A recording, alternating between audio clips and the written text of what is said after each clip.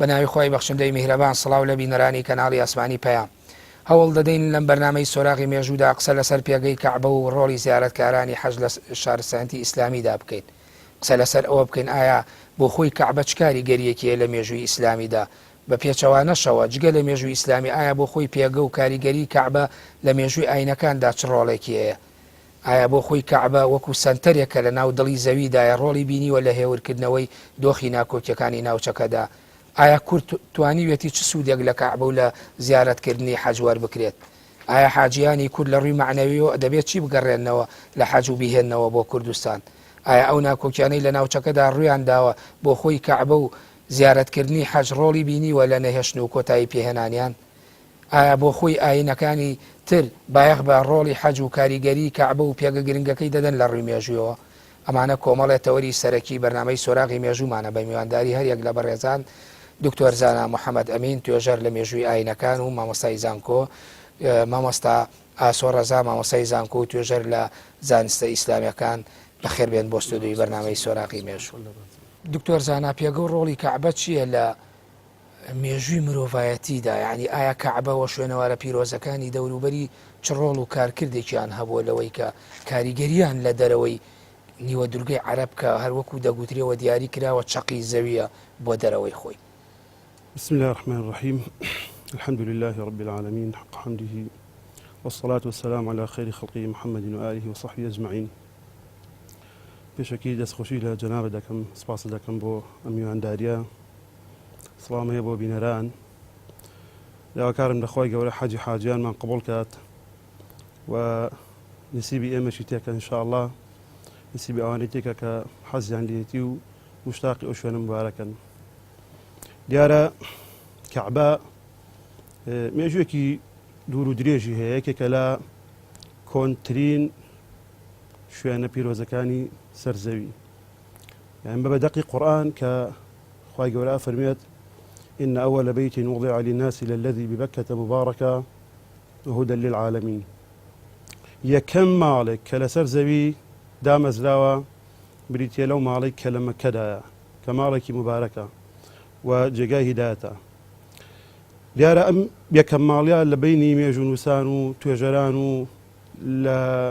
ئیسرائیلیات و ڕیوایەتە چەندین بۆچوون هەیە لەسەرەوەی کە یەکەم جار بینای کرد و بۆ مێژووەکەی گەڕێتەوە بۆکەی کە کۆنترینیان ئەوەیە پێش لەدایکبوونی ئادەم، پێش دروستکردنی ئادەم مەلایکەت دروستی کردووە. دواترینیشان دواترین ڕێی لەسەرەوەی کە ئیبراهیم سەلامی خوای لەبێ باوکی پێغەمبەران دروستی کردووە، کە بەپێی لێکۆڵینەوەی من و بەجۆداچوونی من ئەو ڕەیە پەسەندە کە ئیبراهیم سەلامی خوای لەبێت کەعبەی دروست کردووە بە بەڵگەی ئەوەی کە لە قورئانە بە سەریحیە فەرمێت وإذ يرفع إبراهيم القواعد من البيت وإسماعيل.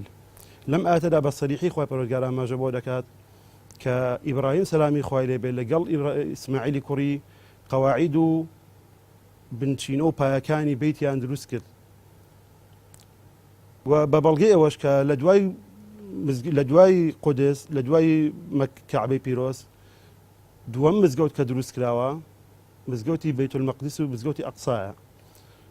لە حەدیثی صحیح پێغەمبەر هاتووە عەلەیهی سەڵات وسەلام کە ئەبوزەر لە پێغەمبەری خوا فەرمی یا ڕەسوول الله پێم بڵێ یەکەم مزگەوت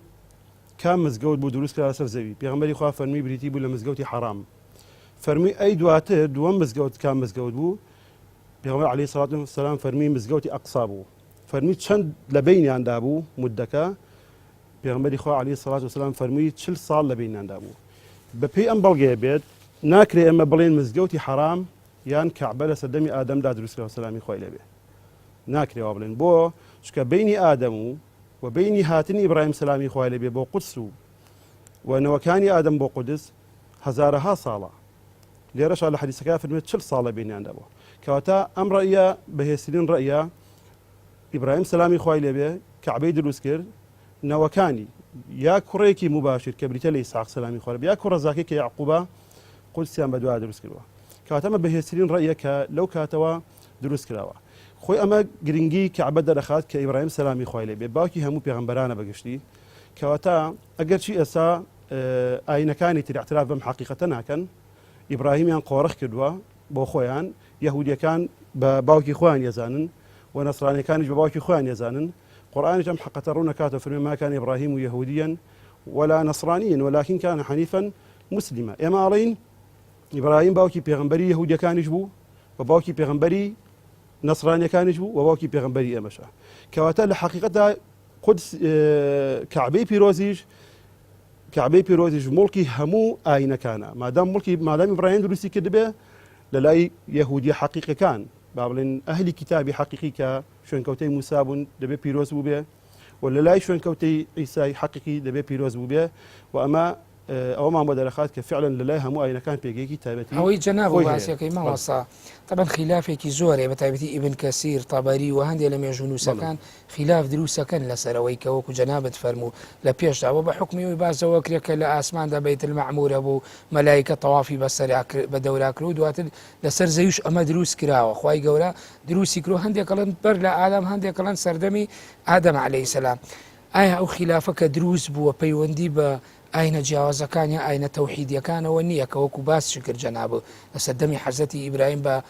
پشت بەستن بەو ئاەتێک کە خۆی پەروەردگار باسی ئەوە کاکە ئیبراهیم و ئیسماعیلی کوڕی قەواعیدی کەعبەیان بنیاد ناوە دواتر بە حکمی ئەوەی ئەو فەرمودەیە کە پێغەمبەری ئیسلام درودی خوایە بازە مەسجید الحرام و مەسجید الئەقساکە کە 40 ساڵ نێوانیان ئێمە دوو بەڵگەی زۆر بەهێزن کە بریتین لە پرەنسیپە ئەساسیەکانی نەو شەریعەتی ئیسلامی کە قورئانە و فەرمودەیە ئایا جیاوازی نێوان ئاینەکانیش هەموو کۆکن لەسەر ئەمە پشت بەو ئاەتەکان و پشت بە فەرمودە ئەبەسنیا خود بەشێک لەوان ئەمە بۆ مێژووی سەردەمی خۆیان و پێشی ئاینی پیرۆزی ئیسلامەگەڕنەوە لە حەقەت هەوەکو باسم کرد ئاینەکان ترج ئاماژەیەکی سەریحیان نییە بە کەعبە بە وەکو دروستکردنی کەعبە لە تەورات لە ئینجیل لە هیچ شتێک ئاماژەوەکو سەریح بەوە نەکراوە تەنها ئاماژە هەیە بەوەی کە پێغەمبەری آخر زەمان و مژدەدەری آخر زەمان لە منطقەی فاران دێک ئەو منطقەیە بە منطقەی مەککە و کەعبە تەفسیر کراوە بەزەکو بینای کەعبە إلا لە مەساجدی ئیسلامی ئاماژەی پێکراوە ئەوەی عەرزیشم کردی وتمان ڕیوایەت هەیە باسی ئەوکە کە مەلایکەت دروستی کردووە ڕیوایەتێک کە ئادەم دروستی کردووە ڕیوایەتێک کە شیسی کوڕی ئادەم دروستی کردووە ڕیوایەتێک کە سامی کوڕی نوح یعنی ڕیوایەتی جۆر بە جۆر ڕیوایەتێک کە ئیبراهیم سەلامی خوای لە بێگەڵ ئیسماعیل و پاشان شتی تریش هەیە ڕیوایەت هەیە کە هەندێک لە مەساجدی ئیسلامی قەناعەتیانە مەلکی صادق دەستی هەبووە لە دروستکردنی سپاس دکتۆر مامۆستا ئاسۆ بە حکمی ئەوەی کە ئەم کەعبەیە تەنها موڵکی موسڵمانان نەبووە ڕاستە ئاینی پیرۆزی ئیسلام دوایین ئاینەکە خی گەورە هێناوێتی و ئاینەکانی کەی ڕەت کردوێتەوە لە ناو مێژووی ئاینەکانی ئاینە ئاسمانیەکانە کەواتە کەعبە بۆ خۆی کاریگەری و پێگەیەکی گرنگی هەیە لای تەواوی ئاینەکان ئاینە تەوحیدەکان بە تایبەتی ئاینی ئیبراهیم عەلەیهی سەلام کە قەواعیدی کەعبەوە بنەمای کەعبە ئەو حەزەتی ئیسماعیلی کوڕی خۆیان لێ ڕازی بە بنیاتیان ناوە پێگەی کەعبە و کەعبە وەکو سەنتەر لە ناو بۆی زەویە چییە لای ئاینەکان ئای گرنگیەکەی چییە بۆ هەموو ئاینەکانی بسم الله الرحمن الرحيم الحمد لله والصلاة والسلام على رسول الله وعلى آله وصحبه وسلم لە دوای دەستخۆشیم بۆ بەڕێز بۆ ئەم بەرنامەیە بۆ هەڵدانەوەی لاپەڕەکانی مێژوو ئەگەر سەرنجێکی مێژویانەی سیرەی نەبەوی بین یاخود مێژووی دیانەکان بین کە ئاینەکان سەرنجێکیان لێ بین ئەبینین هەمویان کۆکن لەوەدا کە مشتەرەکێکیان هەیە خاڵێکی هاوبەشیان هەیە لە پێغەمبەری ئیبراهیم پێغەمبەر سەلامی خوای لەبێ کە بە ئەبول ئەنبیا ناوی ئەبن واتە هەمویان لەوانەیە لە هەندێک پێغەمبەرە هەندێک ئاین بۆ هەندێک پێغەمبەر ئیعترافی پێ نەکا بەڵام لەوانە خاڵێکی هاوبەشە لە بینیانەکە هەمویان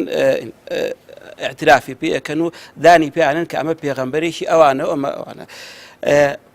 کێ دروستی کردووە کەعبە ئیبراهیم عەلەیهی سەلام لەگەڵ کێیە لەگەڵ ئیسماعیلی کوڕیا لەکوێ دروستی کردووە لە شاری مەککەیە شاری مەککە چێنێکی هەیە چ قودسێتێکی هەیە وەگە وترێ ناوەڕاستی چەقی زەویە لەوێەوە چەقی زەوی ئەوترێکە زۆر لە زانانی ئەمڕۆژ ئەوە دوو پات ئەکەنەوە ئەهەمیەت و گرنگی چیتیا لە مەککە بە نیسبەت مێژووی مرۆڤایەتیەوە چه ئەهەمیەتێکی هەیە ئەگەر سەیری کەی لە ناو جوولەکەشە یاخود لە ناو هەموو ئاینەکانە شوێنێکیان هەبووە کە شوێن کەوتوانان کۆ بکاتەوە شوێنکەوتیانیان لە سەررجەم بە ساڵانە بێ هێزێکی ڕۆحی و وەکو هێزێکی ڕۆحی و معنەوی بەڵێ بەوەی کۆیان کاتەوە و لە چواردەوری ئەوە ینی شەحنێکی معنەوی بێ بۆیان. بە هەمان ژێوە دینی ئیسلامیش ئەو ڕەچاوی ئەو بوونی ئەو شەحنە معنەوەی کردووە کەعبەی داناوە بەوە پێشەوەش بە هەمان شێوە دیارەوەکو جەنابی مامۆستا باسی کرد کە مشتەرەکێکی نێوان هەموو ئەدیانەکانە کەعبە ئەگەر بە زەقیش باز نەکرابێ بەڵام ئیشارتێکی پێکراوە پێشەوەی کە دینی ئیسلامیش بێ لە سەردەمی جاهیلیەت و نەفامیدا هەبووە ینی ڕێز و احترام و مەکانەت و قودسیەتێکی هەبووە لەناو عەرەبا هەتا من لە کتێبی ئەخبار و مەکەیە بینی و ماڵێ كانوا يبنون بيوتهم مدورة تعظيما للكعبة کەعبە چۆنە لاکێشە یاخود چوارگۆشەیە بەس ئەوان وەکو بۆی خانوەکانە نەچێتەوە ئەو قاڵبە ئەو هەیکەلە ئەو شکڵە چیان دروست کردووە بە شێوەی خڕ دروستیان کردووە تعظیمە للکەعبە هەروەها زۆر نمونەی تریشەیە کە ئەوان وەکو ڕێزگرتنێک بۆ کەعبە ئەوەیان کردو ینی مەکانەتیان پاراستۆ لە ناو دڵیانە زۆر شتی تریژە تاڵە کاتێک کەسێکیان گەڕاواتەوە لە ڕاوکردنی شتێک کە ئاهاتەوە پێشەوی بچواتە ماڵەوە پێش هاتنی ئاینی ئیسلام پێشەوەی کە پێغەمبەری خوا عەلەیهی سەڵات وسەلام برێدێ بۆیان چی کردو یەکسەر چۆ تەوافی کردو لێوە ئەم تەواف و ئەمانەش هەمووی لەوادا لە پێش ئیسلامیشدا هەر هەبووە بەڵام دیارە تێکەڵ بووە بە شیرک و بە کۆمەڵێک عاداتی وەکو خۆڕوتکردنەوە کاتێک کە تەوافیان کردو زۆر بەس ئیسلام تەصفی کرد هات پاچی کردەوە ئەو شیرکەی نەهێشت ئەو جلوبەرگە نەشیاوی نەهێشت بە دەوری کەعبە و بە زۆر پەرستشەکانی تریشە بەڵێ خۆی بۆ خۆی چەمکی تەواف چییە و تەوافە ینی ئەوەی کە لە ترادیسیۆنی ئیسلامیایە یا لە ناو شەریعەتی ئیسلامیە قسە لەسەر تەواف بکرێ بۆچی تەواف قاهینێکی چۆنڵی خاڵێکی مشتەرەکە لە بینی زۆر لە ئاینەکانە حتا تەواف جگەلەوە ئەوانەشی کە پێی ئەو ترێ شیرک ئەڕۆن بە دەوری گۆڕەکانە ینی جۆرێ لە تەواف و سوڕانەوەگەن خۆی بۆ خۆی محتەوە و ناوەڕۆکی تەواف چییە مامۆسایەوەکو توێژەرێ لە بواری زانسە ئیسلامیەکان بەڵێ ئەوەی من لێ تێگەشت بتم تەواف ینی مەسەلەن سوڕانەوەیە بە دەوری ئەو شوێنەیە ئەو سوڕانەوە ینی گرنگیدانە بەو شوێنە گرنگیدانە دیارە لە ئێمە ئەگەر سەیری مەفهومەکانی سەیری سوودەکانی حەج و یاخود عیبادەتەکان بکەی ئەبینی لە شتێکە جیایە کە بتپەرستی نییە بەڵکو زیاتر معناکەی لە چیا خۆی بینێتەوە لە وەکو ڕەمزێک وایە چۆن ئاڵایە کە ئەبینی وڵاتێک سەرۆک وەزیر سەرۆک دەوڵەتەکان چیەکات ڕێزێکی تایبەت هۆ ڕێزەکە بۆ پارچە قوماشە نیە یاخود بۆ ئەو شتە نیە کە تەوافی بە دەوراکە بەڵکو لە ڕەمزیەتە لە مادامەوەی ئەم شتێک کە ئێحتیمامی پێیان گرنگی پێیان ڕەمزە نیشانەیە کە بۆ کۆمەڵێک بەها و کۆمەڵێک بەهایتر سوپاس مامۆستا دکتۆر زانا بجگە لە کەعبە یعنی ئێمە کە ئەڵین دەوروبەری ینی بەشێکی زۆری کە لە ڕۆژەڵاتی ناوەڕاستایە بۆ نمونە باسی زۆرجار ینی باسی قودسی شەکرێ هەم مەسجید ئەقساش باسەکرێ و باس کراوە بایەخێکی زۆریەوە تەنانەت لە ناو مێژوو تاریخی ئیسلامیە لە حیاتی پێغەمبەری ئیسلامە درودی خوای لەبێەوە پێغەمبەر درودی خوای لێەوە شەوڕەوی پێکرێ ئەم دوو پیرۆزیە لە ڕۆژەڵاتی ناوەڕاستنی وە دورگای عەرەبی و لە ئەوپەری ڕۆژەڵات بڵین بۆ خۆیان ئەمانە ئەو پەیوەندیە بەهێزە کامەیە لە نێوانیاندا کە ڕۆڵێکی گەورە و قودسیەتێکی بەرزیان پێدراوە حقەتە کاتێک گەڵێن مەکە و شوێنە پیرۆزەکانی دەوروبەری بەتوێن بڵێن مەکە زائید مەدینە جا قودس شکامانە بڵێ بە پێی مەرتەبە ئاوەریش کراون یەکەم شوێنی پیرۆزی مسلمانان بریتە لە مەکە و دووەم شوێن بریتە لە مەدینەی منەوەرە و سێمیان بریتە لە قودسی پیرۆز حقەتە ئەم سیانە هەندێک ئەمە باخی گەورەیانداوە بە مێژووی ئیسلامی تەنانەت دەتوانم بڵێم ئەگەر مێژووی ئیسلامی ئەم سێ شوێنە و ئەحداسەکانی ئەم سێ شارەی لێ دەربکرێ مێژوویەکی زۆر جوان نامێنێت توانی خاڵە زێڕینەکانی مێژووی ئیسلامی بریتین لەو نقطانەوە لەو حەدەس و ڕووداوانە کە لەم سێ شارە ڕوویانداوە و حەزارەتی ئیسلامی حەزارەتی ئیسلامی بەگشتی یعنی ئێمە ئەوەی کە فەخری پێوەکەین بریتە لەو ڕووداوانەی بە زۆری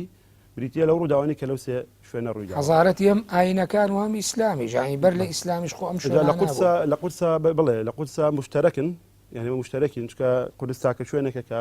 لە هەر سێ ئاینەکە پیرۆزە کەعبە شەروک و بەڕێزی باسێک کەعبەش سەردەمی ئیبراهیمەوە عەلەیهی سەلام حەقەوا بێت بەڵام وانە حقەتە ئەوان هیچ ئیهتیمام و گرنگی بە کەعبە نادەن ولا لایەن پیرۆز نییە بەس خۆی حەقە چۆن ئێمە قودس بە پیرۆز زانین کە یەکەم پێغەمبەر تیچوە ئەوان بە پێغەمبەری خوانی دەزانن بەس ئێمە پێغەمبەری خۆمان دەزانین مەفروض وە بۆ ئەوانیش کەعبە بە پیرۆز بزانن لەبەرەوەی باوکی پێغەمبەران کە ئیبراهیم سەلامی خوای لێبێت بینای کردووە لە حەقەتە ئەگەر یەک بێک باسێکێت طبعا هەندێکیان حەدەسی تاریخی مشتەرەکیان تێدایە و هەندێکیان بە جیاجا حەدەسی بەتەنیا حەدەسی خۆیان هەیە گەورەترین عەتا کە مەککە پیرۆزی مەککە پێشکەشی کردووە بە کۆمەلگای ئیسلامی و نەک بە کۆمەلگای ئیسلامی بە هەموو ئینسانیەت بریتە لاوەی کە پێغەمبەر عەلەیهی سەڵات وسەلام و محەممەد کە پێغەمبەری آخر زەمانە لەو شارە لەدایک بووە کە خەڵکی ئەوەیە یعنی ئەمە گەورەترین عەتا پێشکەشی کردووە بە مرۆڤایەتی کە هەمومان نەزانین ئەم پێغەمبەرە سەلامی خوای لێبێ تەنها ڕەحمەت نییە بۆ مسلمانان بەڵکو ڕەحمەتە بۆ ئەمە هەیەکێکە لە هێزە کاریگەرەکان نمێکێکە لە عەتا گەورەکانی ئەم کەعبەیەوەلێکە لە باخە گرنگەکانی ئەم مەککەیە و لە دوای ئەوەش پێغەمبەر عەلەیهی سەڵات وسەلام عەرزم کردی نەک ڕەحمەتە بۆ مسلمانان ڕەحمەتە بۆ کافرەکانیش بۆ هەموو عالم نەک ڕەحمەتە بۆ ئینسان ڕەحمەتە بۆ ئاژەڵی ڕەحمەتە بۆ ڕوەک ڕەحمەتە بۆ جەمادات بۆ زەوی بۆ بیحار کە ئەمە لە چەندین دەقا و چەندین ڕسائیل لەسەر نووسراوە کە ئەو یاسایانە ئەمە پیاهەڵدان و ئەدەبیاتی زیاتر نووسەرەکان بە عاتیفە و سۆز پیاهەڵدانیان هەیە زۆر هەیە لەو نووسراوانە لە کتێبەکانە بەڵێ بەس لە حەقیقەتە بەواقعی ئەمەی بینی پێغەمبەر صلی الله علیه وسلم فەرمێ بەزەیتان بێتەوە بە غەیری مسلمانیشە ئەو دەفەرمێت لەسەرەوە ئەساساً بەزەین بە غەیری مسلمانە دێتەوە ئەو فەرمێ بەزەیت بێتەوە بە ئاژەڵا کەواتە 1400 ساڵ فەرمودەیەکی فەرموو ئەمڕۆ تەئسیری لەسەر من هەیە ڕەحمی من ئەجوڵە بەرامبەر بشیلێک کاریگەریەکانی تر مامۆستا و هەروەها ئەو جیلەی کە لەگەڵ پێغەمبەر صلی الله علیه وسلم کە هەمویان خەڵکی مەککە بوون پاشانیش مەککە نقطەی بیدایەتی وحی بووە کە ئەمە بۆ مسلمانان زۆر گرنگە یەکەم ئاەتی قورئان کە دابەزێت لە مەککە دابەزێت و پاشان مەککە مزگەوتێکی لێ کە کەعبە لە ناوەڕاستی ئەو مزگەوتەدایە پیرۆستترین شوێنی مسلمانانە کە عیبادەتێکی تایبەتی تیاکرێت و نوێژی تایبەتی تیاکرێت و هەموو عیبادەتەکان ئەجر و پاداشیان زیاترە لە شوێنەکانی تر پاشان کە سەیری مەدیناکەی مەدینە بە هەمان شێوە مەهجەری پێغەمبەر صلی الله علیه وسلم شوێنی هیجرەتی پێغەمبەر عەلەیهی سەلام کە لێرە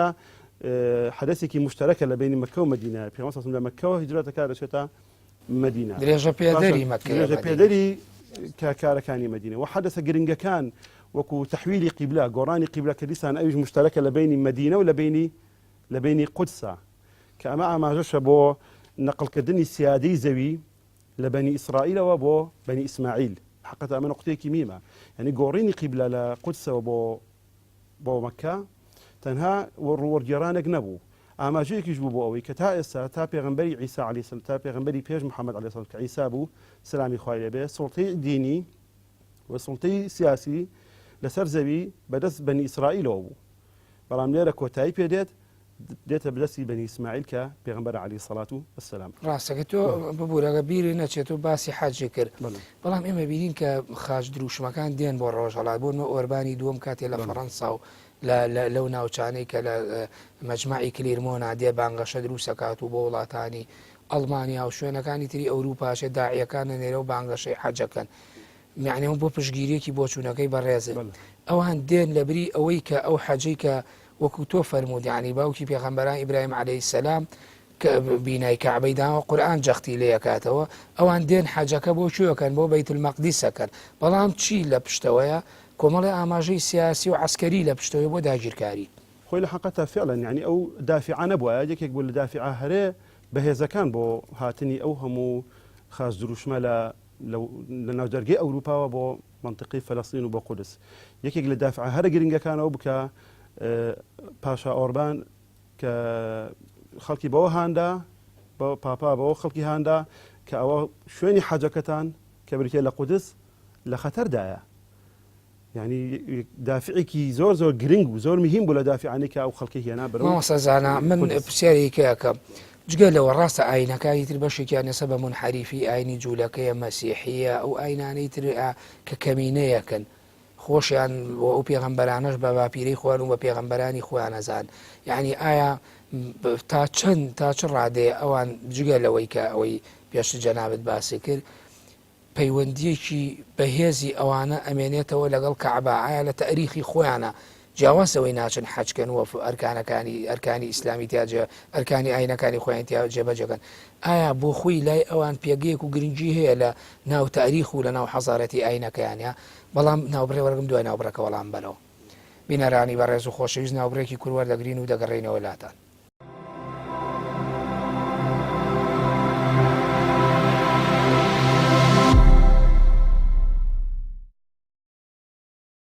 دووبارە سڵاو. مامەسەزانە بەر لە ناوبڕەکە ئەو پرسیارەم کردیانی بۆ ئاینەکانی تر کەعبە چ کاریگەریەکی خۆ ڕاستە ئاینی ئیسلام و کۆمەڵە پرەنسیب و مبادیئی گرنگی قورئانی جەختەکاتەوە و جەختیش لەوە ئەکاتەوە کە ئاینەکانی تریتیاوە. ئەی ئەم گرنگی چی ئەوانە بەسێتەوە بە کەعبەوە؟ ئایا بۆ خۆیشیان بایەق بەمایەن؟ لە حەقەتە وەکو عەرزم کردی ئەوان هیچ بایەخێکیان نییە بە کەعبە و هیچ واز لە حەج و فەریزە بێنە، بەڵام لە پەیمانی کۆنا وەکو تاریخ و لە عهدی لە تاریخیش عەرزم کردی، یعنی تەنها ئاماژەیەکەیە بە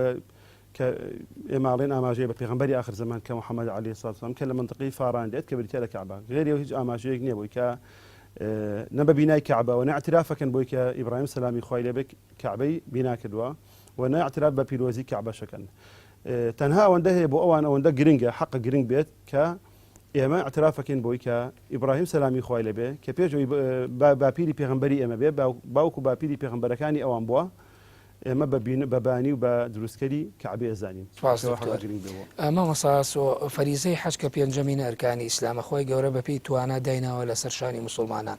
جیاواز لەوەی ئەمە فەریزەیەکە و یەکێکە لە ئەرکانەکانی ئیسلام و پێویستە جێبەجێ بکرێ،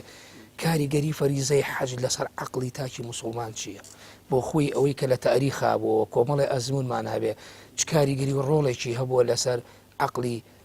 مرۆڤی بڕوادار؟ والله جا کاک مامۆستا ئارامجان بەنسبەت هەموو عیبادەتەکانەوە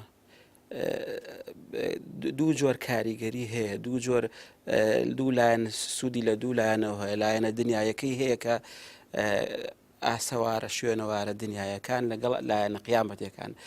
ئەوەی پەیوەندی بە حەجەوە هەیە، ئایا ئەگەر کەسی حەج بکات کە ئەگەڕێتەوە چه سوودێک وەرئەگرێ لەو عیبادەتە لەو پەرستشە. طبعا دیارە لە قورئان و لە فەرمودەکان دەقی فەرمودەکان کۆمەڵێکی بە دەق باسی کردووە، منفعەتی مادی باس کردووە، ليشهدوا منافع لهم ئەو کەسی کە ئەچێت ئەوێ سوودی مادی وەرئەگرێ. ئەمە لێرە کۆمەڵێک ئەگەر لە ئەم ڕۆژە تەماشای بکەین کە لە وڵاتی سعودی یاخود لە شاری مەکە سەرمایەکی زۆری لێ، ئەگەر لێرەدا بتوانێت سوود وەربگرێ لەوانە بۆ ئاودانکردنەوەی وڵاتانی ئێمە بۆ زۆر ئەوە لە ڕێگەی طبعاً لە ڕێگەی سەفەرکردنی حەجەوە ئەوە لایانی مادی حاڵەتێکی طبیعیشە زۆر ڕێگریشی نەخێر. ئەگەر بەمەرجە ئەو کەسی کە ئەچێ بۆ حەج کاتێکە ئەو نیەتی حەجەکەی ون نەکا و پاشان ئەرکانەکانیشی ون نەکا لەوەدا جێبەجێ بکە ئەرکانەکان. ئەوە زۆر پاشان سوودی زۆری تری تیاکەەوە یەکێک لەوانەڵێ التەلقیح الثەقافی، ینی تێکەڵبوونی شارستانێتەکان. لێرەدا کوردێک کە موسڵمانە لەوێدا مالیزیە کە لەوێ خاوەنی شارستانێتێکە و یەکێکە لە دەوڵەتە هەرە پێشکەوتەکان لەوێدا و لە ئێرانەوە بۆ نمونە لە تورکیا و لە مەغریبەوە هەیە لە وڵاتانی ئەوروپیەوە. ئەمانە هەمووی تێکەڵە بن و دائنیشن، ینی زۆر جارە بینی ئێستا لە ڕێگەی فەیسبوک و کەسانێک گەڵێەوە تا دانیشتم حاجێکی کووردە ئەڵێ دانیشتم لەگەڵ حاجێکی فلان و ئەندەنووسی شۆشە. ئەمە قسەکان بیرۆسی قەومیات و هندەکانی خۆمانە بە دڵنیاییەوە ینی ئەو لەدا و کەسە کە ئەرگەگرێتەوە بۆ وڵاتی خۆی بە هەگبەیەکی پڕ لە زانیاریەوە پڕ لە معریفیەوە ئەگەڕێتەوە. سوودی تریشی بۆ زۆر هەیە لە زۆر لایانی تریشەوە، لایانی ڕۆحی کە ئەو کەسە ئەگەڕێتەوە لە جێوێکی وادا لە شارە کە لە ئیحرامێکی سپی ئەبەستێ چی بیرەهێنێتەوە؟ بیری ئەێنێت وەکو کفنە سپیەکەی کە لەم دنیاە دەرێتێ. کاتێک کە ئینسان نزیکەی 2 هەفتە بەو کفنە سپیەوە بێ یاخود بەو بەرگە سپیەوە بێ کە ئەگەڕێتەوە لە ئەو پەڕی حاڵەتێکی پاچی دەرۆنی و سەفاەکی ڕۆحی تیا بێ، ینی کە ئەگەڕێتەوە زۆر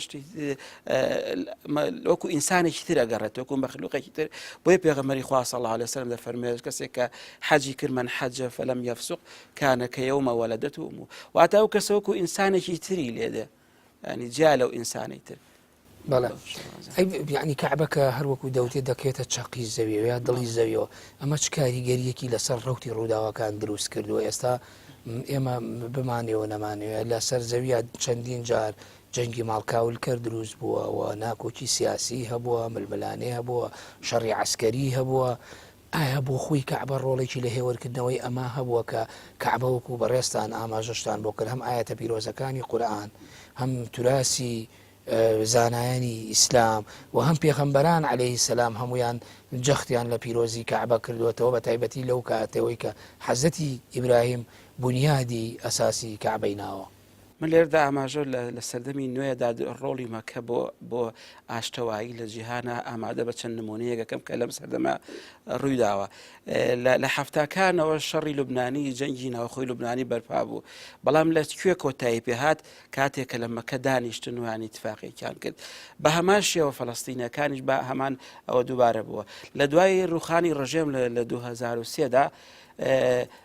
زۆربەی لایەنەکان بە بزان بە سونە و شیعە کۆنگرەی مەکە کرا لەوێ ئەمە هەمووی دەلالەت لە چی ئەکە هەتا ئێستش لە بۆیە ئەوترێت حەج کۆنگرەیەکی ساڵانەیە چۆن نوێژی جمعە کۆنگرەیەکی هەفتانەیە نوێژی جەماعەت کۆنگرەیەکی ڕۆژانەیە بە هەمان شێوە حەجیش کۆنگرەیەکی ساڵانەیە کە لەسەر تاسەری جیهانەوە هەموو کۆمەڵگاکان دێن لەوێ هەوڵێن چارەسەری کێشەکانی خۆیان بکەن و بەو شێوازە بۆی حەلێ بدۆزنەوە بۆ کێشەکان. بەڵێ دکتۆر زانە هەروەکو لە ماوەساشم پرسی حەزەکەم و پرسیارە لە بەڕێزی شوو بکەم ڕۆڵی حەج وەکو فەریزەیە کە ساڵانە ئەنجام مەدرێەوە گەیشتنی حاجیەکان بە دەوری کەعبە و تەوافکردنیان ئەمە چ کاریگەریەکی لەسەر ڕەوتی ڕووداوەکانی مێژوو بینی و ئەوەی کە لە ڕابردووە ئەو نمونانەی باس ئەکرێەوە بازەوە ئەکرێ کە کەعبە بۆ خۆی کەشێکی هێمن و هێور لەسەر دڵ و دەرونی ئینسانەکان دروستەکە دوجانم ئینسانانە لە کەعبە و لە حەجەوە دەرەچنەوە دێنەوە ڕۆنەوە ناو کۆمەڵگاکانی خۆیان ئایا ئەمە چ کاریگەریەکی بینیوە لەسەر ڕەوتی ڕووداوەکانی مێژوو کە خۆی بۆ خۆی ئەو ڕووداوانە مرۆڤ کەرەستەی دروستکردنی ڕووداوەکانە بە حقیقت هەر کێشەیەک لەو کێشانە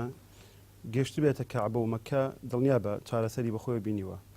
و ماوەسا عەرزی کرد خۆی هەر کە خۆی قورئان وەسفێکە حرەمەن ئامینەن بۆ خۆی سبحان الله قەو قەرەباغی کە لە کەعبە دروستە بێت لە ساڵانە 6 ملیۆن و جاریوە تەوان بە خەڵکی ناو سعودیە و جاریوە لەوچودە 10 ملیۆن کە پلان هەیە بۆی زیاتریش خەڵک کۆبکاتەوە ئەم قەرەباغیە لە هەر شوێنێک دروست ببێت بە حەقەت بزانە چی ڕوەدات یعنی وڵاتی وا هەیە 100 لاجە ڕوویەکە 200 لاجە 1000 لاجە ڕوویەکە خێراواری لەسێ چۆن ئیستیقبالی ئەم خەڵکە بکەم لە حقیقەتە من ئەمە ناگەڕمەوە بۆ ئەو سیستەم و نظامی کە وڵاتی سعودیە دایناوە منەما گەڕمەوە بۆ ئەو یاسا و ڕێسانێکی ئیسلام دایناوە بۆ حاجیانە و حاجانە پێ پابندن و بە مبارەکی ئەو شوێنە کە فعلا ئەو بەهاڕۆحی کەعبە هەیەی کە بۆ خۆی وا لە خەڵکی دەکا دڵی بۆ ئەوێ بچێت و لەوێش دڵی دامەزرا بێ لەسەر ئەو یاسایانی کە خۆی گەورە بۆی دانەوە ئەمە بۆ خۆی ئەبێتە بەشێک لە کەلتور و لە شارستانێتی ئیسلامی و هێزێکی معنەوی ئاینی پیرۆزی ئیسلام بە حقیقت بووە ئەگەر کەمینەیەک نەبێت سوود لەو واقعی ئێوە ناگەچکە بۆ خۆی حەجۆک و مامۆساژ باسی کرد مەدرسەیەکە قوتابخانەیەکە ئینسان لەو ماوەی مانگە لە دەورەیەکی مڕەکەزدا پێویستە ئەوەی کە لەوێ فێریە بێت لە دوای حەجەکەی بە دوای حەجەکەی لە وڵاتی خۆی لە ناو کۆمەڵگەی خۆیدا جێبەجێکەوە پراکتیکی کە و ئەوەی کە پێشتر باسمان کرد بێنەوە سەرەوە کۆکردنەوەی هەموو لایەنە جیاوازەکان کە ئەمە بەهایەکی گەورەیە کە لە حەجە و لە هیچ شوێنێکی تر لایەن مەبەستی چی هەموو مەذاهیبی فقهی و مەذاهیبی فکری یعنی تۆ بۆ نمونە لە کوردستان خەڵکی ئێمە بەس سوننەی بیستووە و مەذهبی بەس شافعی بیستووە بەس تۆ کاتێک ئەچیتە حرەم هەبینی دەیان مەذهبی فقهی خەڵکی لێ هەرێکەوە بە شێوەیەک نوێژەکات هەرێکەوە بە شێوەیەک دەستەگرێ هەرێکەوە بە شێوەیەک ئەحکامەکانی کە جێبەجێەکە ئەنجا مەذاهبی فکری ئەبینی ئەمە سونیە ئەمە شیعیە ئەوە نازە معتەزیلیە ئەوە ئەشعەریە لەوە جیاوازەکان کاڵە بنەوە ئەم جیاوازەکان کاڵە بنەوە هەمووی بەیەکەوە گونجێ چەند ملیۆن کەس بێکەوە بەبێ ئەوی کێشەیەکی وا ڕووبدا هەمووشی بە ئاەتی فلا رفث ولا فسوق ولا جدال في الحج هەمووی ضبطە بێت یعنی حدثێکێک هێز و کاریگەری ئەمە چییە بۆ تاریخی مسلمانان و بۆ ئەو ئاینەی کە مسلمانەکان هەڵیان گرتووە سەرباری ئەو فرەیە یا ئەو پلورالیەوە کەوتێ لە زانستی سیاسیدا یعنی ئەم جیاوازیانە کە هەیە لێرە کۆ بنەوە کاڵە بنەوە جیاوازیەکان لەوێ ناخوێنرێنەوە هەموو شانی بەیەکەوەیە پێکەوەن ئەمە چی هێزێکی گەورەیە لە تاریخی ئیسلامیە بۆ مێژووی مسلمانان و بۆ ئەو مێژووی کە لە ڕێگەی یەکێک لە ئەرکانە گەورەکانی ئاینی ئیسلامەوە یەکە حەجە جێبەجێکرێ ڕاستیدا ئەو هێزەی ئومەتی ئیسلامی بە یەکگرتووی هێشتۆتەوە ینی ئەو تۆزە یەکگرتووی کە لە ئومەتی ئیسلامیە هەیە قەناعەتم وایە کۆبوونەوەی ساڵانەی حەج دەورێکی سەرەکی هەیە یعنی ئەوەی سیاسیەکان تێکی ئەدەن و ئەو تەفرەقەی سیاسیەکان دروستیەکەن حەج ساڵانە بەشێکی پینە ئاکاتەوە نوێنەرەکانمان کە ئەچن بۆ ئەوێ تۆزێک لەو برایەتە و لەو معنای ئومەمی کە هەیە کە پێویستە هەبێت لەوێت تۆق ئەبێتەوە بەڵام دواتریش ئارزمکردن سیاسیەکان بەداخەوە بەهۆی سنووری دەستکردەوە و بەهۆی ململانێەوە لەسەر ململانێ لەسەر پارە و لەسەر کورسی دەسەڵات بڕوات وایە ئەگەر بۆ نمونە بڵێنەوە فەرزان یعنی مە قسێ و ئەکرێ خۆ هەیە و یەکێکە لە فەرزان ئەگە بۆ نەبوونی کعبە و کۆکردنەوەی جیاوازیەکان نەبووە بۆ خۆی ئێستا حاڵی مسلمانان شپرزەترە بوو زۆر شپرزەترە بوو چکە تۆ سەیری ئێستا مەکە مامۆستا ئێمە کراوین بەڕووی دنیاە 10 ساڵ پێش ئێستا لەم کوردستانەی خۆمان ناگەر کەسێک سەفەری دووەمی کردبێ بۆ وڵاتێک تەنها بریتی بوو لە سعودیا ینی کەسێکمان نەبوو سەفەری دووەمی بە وڵاتێکی تر بێت تا هەرچی دێت پرسیار سەفەری دووەمت کردو یا گوت نە ینی وڵاتی دووەمت بینیوە یا گوت نا یا گوت بەڵە بینیوە بەڵام وڵاتێکە بینیوە بریتە لە سعودیا یعنی ئەویش بە بۆنەی چیەوە بە بۆنەی حەجەوە بەڵێ مامۆستا ئاسۆ یەکێک لەو نەتەوانەی کە پەیوەندی لەگەڵ دەرەوە هەبوو وەسەیری تێکستی شاعیرەکانەکەی و نووسەرەکان و مێژوو نووسەکانی کوردەکەی کورد پەیوەندی بە دنیای دەرەوەی خۆی هەبوو وەکو مامۆستاش باسی کرد یعنی پەیوەندی هەبووە بە دنیای دەرەوە یا وڵاتی دووەمی بینیوە کە بریتووە لە کەعبە و لە حەج و لە سەردان و بۆ بەجێنانی فەریزەی حەج ئەمە چ ڕۆڵێکی هەبوو بۆ خۆی بۆ هەم بۆ پەیوەندیەکانی کورد لەگەڵ دەرەوە بۆ شارستانەتی ئەوەی کە کورد شتێکی وێ ناوی شارستانی و تێکەڵ بووە لەگەڵ شارستانەتی ئیسلامیە لە ڕووی کردەیەوە لە ڕێگەی حاجەکانیەوە لە ڕاستیە پەیوەندی کورد لەگەڵ ئیسلامە گەڕێتەوە بۆ سەدەمی پێغەمبەری خوا عەلەیهی سەڵات وەسەلام کاتێکە یەکێک لە هاوڵانی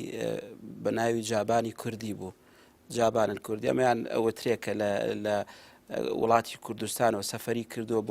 بۆ ئەوێ لای پێغەمبەری خوا عەلەیهی سەڵات وەسەلام یا فرموودەیەک دوو فرموودەشی گێڕاوەتەوە لە پێغەمبەری خوا ئەم تەلقیح یاخود ئەم پەیوەندیە بەردەوام بۆ کاتێکە کوردی چۆتە ناو دینی ئیسلامەوە باوەشی پیاکردو بە دینی ئیسلامە کۆمەڵێکی زۆر زانا و بیرمەند و کەسانی شارەزا هەبووە کە کورد بوونەوە ئەم پەیوەندیە هەر بەردەوام بۆ طبعاً دیارە کوردیش بە سروشتی خۆی ملەتێکی پاکە مسلمانە ینی ئەگەر لە هەندێک گەلانەشتی تر هەبێ بەڵام کۆمەڵک سیفاتی تایە کورد وای لەکە نزیکتری بکاتەوە کورد پەیوەندی هەبوو بە دنیای دەرەوە بەڵام ئایا جیاوازی یا جیاکاری پەیوەندیەکەی لەگەڵ مەکە و مەدینەوە وەکو مامۆساش ئاماژەی پێکرد تێکەڵبوون لەگەڵ ئەو هەموو خەڵک و تەبیعەتەوە و نەتەوە و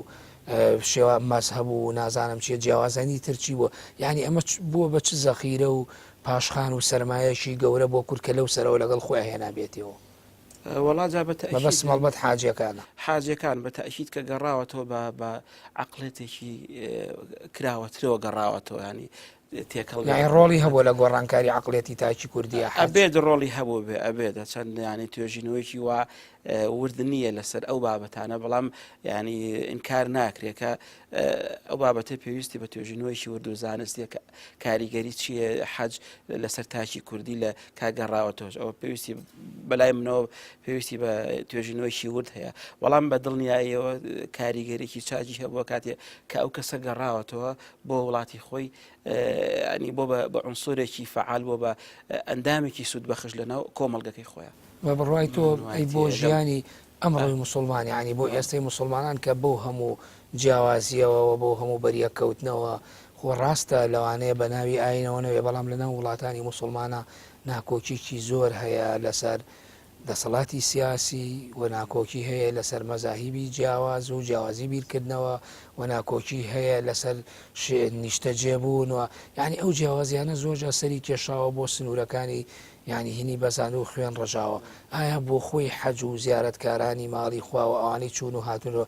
چی ڕۆڵێکی بینیوە لە هێورکردنەوەی دەرونی ئەمانەوە لە پاشەکشەکردن و کۆتایی هێنان بە کێشە و گیر و گرفتەکانی مسلمانان لەمڕۆدا؟ وی بەدڵنیایەوە ینی هەر لە سەرەتاوە باسمان کرد ئەو عیباداتانە کەسانی چی دروستەکە عەقڵێتێکی ئاشتی خواز نەک شەڕخواز. ینی ئەگەر تێبینی هەموو دەقەکانکەی هەموو ئەیبەستێتەوە بەچیەوە بە ئەمنی دەرونی و بە ئاسایشی ناوخۆی ئینسان. ینی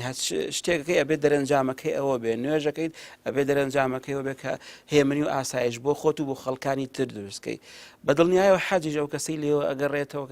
کە لە شوێنێک ئەگەڕێتەوە ناتوانێت لەو شوێنەیە تەنانەت درەختێ ببڕێت تەنانەت باڵندەیە بکوژێت دوایە گەڕێتەوە بۆ نەفەسەوە گەڕێتەوە کە خۆشی کەسێکی ئاشتی خوازی لە دەرەچێت بە هەمان شێوە عنسوورێکی فعالە بێ بۆ چارەسەرکردنی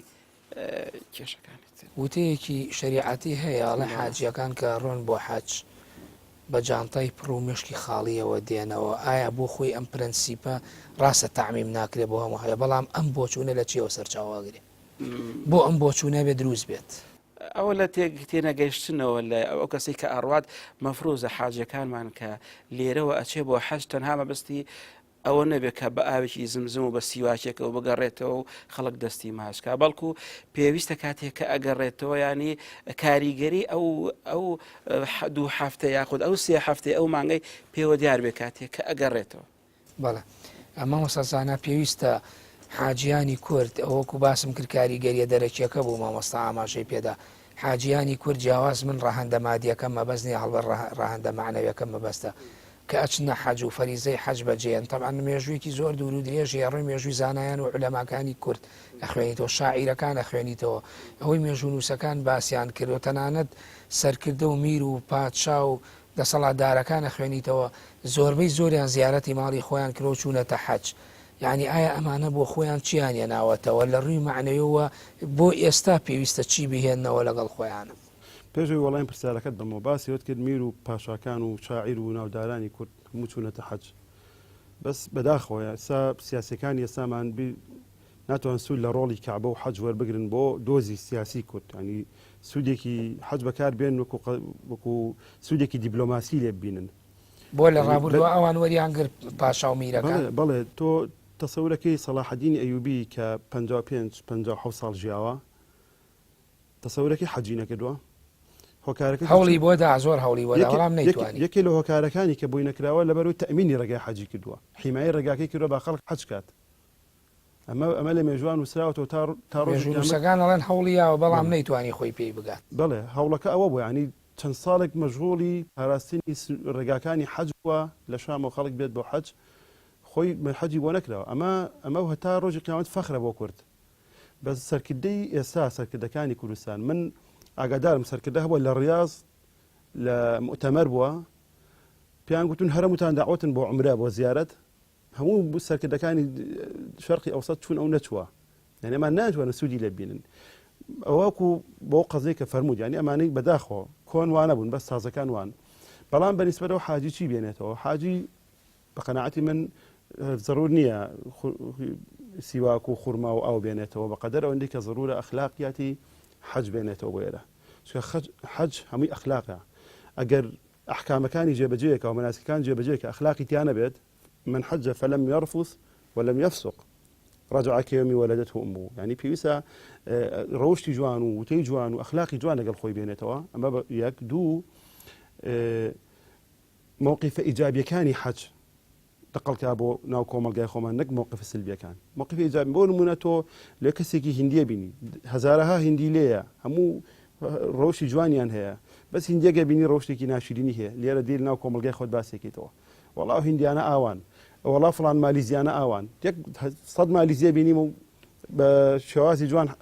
حەجەکە یەکات و ئەخلاقیاتی جوانی هەیە، وەڵا ئەو عەرەبانە ئاوان، وەڵا ئەو تورکانەوە، نە شتە جوانەکانیان نەقڵکە و موقف سلبیەکان فرامۆشکە. و پاشان نقطەی سێم بەنسبەت حاجی کوردەوە کە وەکو مامۆستا فەرمووی لێ ملتەقای ثەقافاتە، ملتەقای حەضاراتە، ئەنواع و ئەشکاڵ خەڵکی لێیە، خەڵکی ڕەشی لێ، سپی لێیە، لە پەڕی شەرق بۆ پەڕی غەرب لە پەڕی شیمال بۆ پەڕی جنوب خەڵک دێت هەمووشتی جوانیان پێەیە ڕەوشی جوانیان پێەیە سیفاتی جوانیان هەیە سیفەتە جوانەکان وەربگرێت نقلیکا بۆ ناو کۆمەلگای خۆمان بەڵێ بەڵام ئێمە ئەبینین ئەو حاجیانەی خۆمان کە ئەڕۆن دێنەوە زۆر جار یەکێک لەو شیعارانە کە زۆر گرنگە پێشتریش باسمان کرد بریتە لە یەک ڕێزی و تەبایی و برایەتی یعنی بۆچی ئەم ڕۆحیەتە یعنی ناکرێتە کەلتورێک هەمیشە بەکار بهێنێ زۆر جار ڕەشببینی دروستە بێگەر ئەمە نەبێ بە ڕەخنەیە لە تەواوی حاجەکان بەڵام هەندێک جار ڕەخنە لەوە ئەژیرێکە ئەڵەن ئەوەی ئەچێتە حەج ئەوێ ئیسلاح بێت و لەو سەرەوە هاتەوە ئەوەی کە لە پێشترا بۆ بەرگێکی خراوێت دایکەن وەکو بەڕێستان فەرموتان یعنی بەرگێکی سپی و نیشانەی پاچی و وەکو یعنی جۆرە جۆرەکان بەریئی ئەگەێنێ ئەڵێ ئینسان وەکو مناڵی لێت یعنی گوناح و تاوان مەگەر هەندێک حقوقی لابێ جینا پاکە بێتەوە یعنی بۆچی ئەمە کاریگەرینی ئایا بۆ خۆی ئەمەش پەیوەندی بە ناخی ئینسانەکانەوە یاخود پەیوەندی بەوە هەیە کە ئەو حاجە لە ڕووی ڕۆحیەوە لە ئاستی پێویستە ئەرکانەکانی جێبەجێ ناکرێت لەلایەن زیارەتکارەوە بچینی منەوە هەڵەیەک هەیە لە تێگەیاندنی حاجەکان چکە هەموو عیبارەتێک لە ئیسلامە شکلی هەیە و ڕۆحی هەیە یعنی ئەم نوێژەی ئەمەیکەین خۆی گرنگ نییە بە قەدەرەوەی نێتەکەی تۆ چۆنەوە نوێژەکەش بۆ کوێ ئەکەیت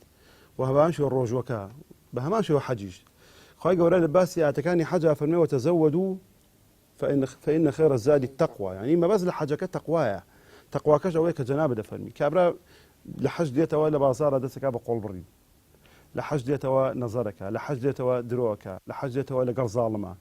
ئەمە واکە لە خەڵک کە بڵێ بەڕاستی حەجیشی بەرچاو بکرێت یعنی هەندێک جار وای لێدە لە هەندێک شوێن گوتراوە فڵان کەس حاجیە معاملەکەیان بە قوربان ئەمەی جەناب و باسیەکە یعنی ئەمە بەراورد دەکرێت بە ڕابردوو کە تۆ باسی ڕابردوو کرد چەند کاریگەری لەسەر میر و پادشا و دەسەڵەتدارەکانە بۆ بەڵام ئێستا کاریگەری نەماوە یعنی ئەمەش کە ئێڵیت ئێستا ئەتەوێ بڵێ لە ڕابردووانە بۆ بەس ئێستا وایە و بۆ وایە بە تاکید ئێستا ئەمە تازەیە پێشتر بە تاکید حاجەکان وانە بوون هۆکارەکەی ئەوەیە تێکەڵبوونی خەڵک لەگەڵ دنیا تێکەڵبوونی خەڵک لەگەڵ سیاست بەڕاستیمانە هەمی بۆی هەیە یعنی کابرا قوت و نان و معیشەتەکەی بەدەست کەسێکی ترەوەیە ڕاستە دکتۆر من ماوەی بەرنامەکەم تەواو بێگە دوا قسەی خۆت لەسەر حەج و کەعبە و کاریگەری لە شارستانی ئیسلامیدا ئیزافەیەکت ما بێ پرسیارێکم نەکرد بێ تۆ وەکو توێژەرێک لە بواری ئاینە جیاوازەکاندا هەر ئەوەم هەیە کە کەعبە گرنگی خۆی هەیە و قودس و حەج گرنگی خۆی هەیە و پێویستە سیاسەتمەدارانی کورد سوود لەو گرنگە ببینن و لەو مەحفەلە گشتیە ساڵانە بەشداری بکەن چۆن نوێنەری هەموو وڵاتان لەسەر ئاسی باڵا ساڵان نوێنەریانێ بە ئەمەش وەکو کوردستان نوێنەرمانە بێ و لەوێ دۆزی گەلەکەمان بۆ خەڵکە بگێنن بەڵێ مەوەسا ئاسۆ ئیزافەیەکرد لەسەر کۆی تەوەری بەرنامەکە کە پرسیارێکم نەکرد بێ تێبینیەکت نووسی بێت و ویستی بێتت باسی بکەیت فەرموو وەڵاجا هیواداری کاتێککە حاجەکانە گەڕێنەوە وەکو لە پێشەوە باسمان کرد بە کەسایەتێکی ترەوە بگەڕێنەوە ئەنسوورێکی سودبەخش بن بۆ کۆمەڵگا هیواداری نەو کەسانش کە تا ئێستا حەجیان نەکردەوە خۆی گەورە بە نسیبیان کە طبعا دیارە علاقەی نێوان حەج و کورد علاقێکی مێژوێ هیوادارینانی زیاتر پەری پێ بدرێ و ئاسانکارێکی زیاتر بکرێ بۆ ئەو بوارە ڕەنگیش باتەوە لە ژیانی تاکی کوردە ئێمەش دوعا دەکەین خۆی گەورە حەجی حاجیان قبول بکا و بە هەکبەیەکی فکری و عیبادی و ڕۆحی و معنەوی بەهێزەوە لەو سەرەوە بگەڕێنەوە بۆ کوردستان و حەجی ئەم ساڵیش ئومێدەوارین هەروەکو چۆن ئێوە باسان کرد لە مێژووی ڕابردووە کاریگەری هەبووە لەسەر دەسەڵاتدارەکان ئومێدەوارین ئەو ناکۆکیە سیاسی و نەگونجانەی کە هەیە لە کوردستانە حاجیەکان بۆ خۆیان لەگەڵ خۆیانە بە بەرگێکی سپی ئاشتیەوە بێنە و کۆتایی بە ناکۆکی و نەهەمەتیەکانی خەڵکی کوردستان بێ زۆر سپاس بۆ هەریەک لە بەڕێزان مامۆستا ئاسۆ ڕەزا مامۆستای زانکۆ و توێژەر لە زانستە ئیسلامیەکان دکتۆر زانا محەممەد ئەمین توێژەر لە مێژووی ئاینەکان دووبارە بەخێر بێنەوە بۆ ستودیوی بەرنامەی سۆراغی مێژوو بەڵێ بینەرانی بەڕێز و خۆشەویست هاتمە کۆتایی سۆراغی ئەم جارە تا سۆراغی باس و بابەتێکی تر بەخوای گەورەتان دەست پێرم کاتێکی خۆش بۆ هەموو لایەک